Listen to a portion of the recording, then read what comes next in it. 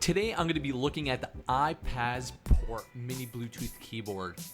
This keyboard is supported on Android, iOS, Mac, and PC. Okay, so let's get started. Here we got the instruction manual, just showing you some basics on how to set up this keyboard. Here we have the USB charging cable. So here we have the Bluetooth keyboard. It is light, fits well in the hand, and the plastic it's made with is very smooth. And if you flip it over to the backs, the areas where you actually grip the controller from, you will notice that it does have some texture on it for better grip.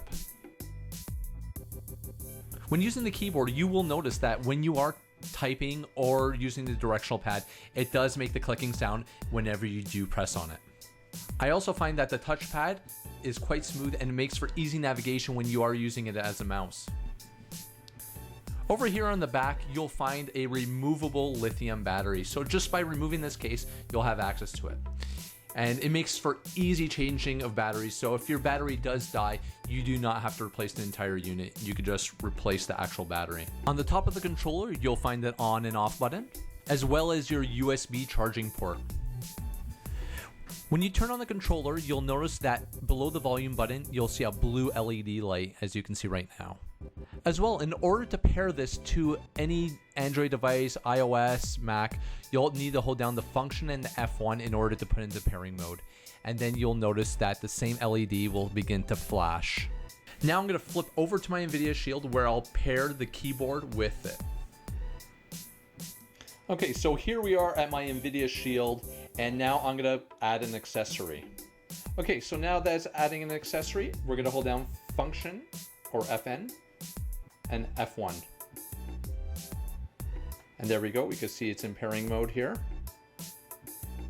And now you see iPazzPort Bluetooth. Just press it there, and now it's pairing. So now that it's paired, let's test out the mouse and the keyboard. Okay, so here we are on my main screen.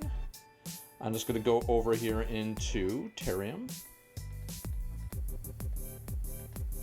Okay, now, so here I am moving the mouse, very responsive. Moving quite quick, responding to all the commands. We'll just go over here now to the search line. Just go up to here, and we'll type in something random. So I'm going to type in house.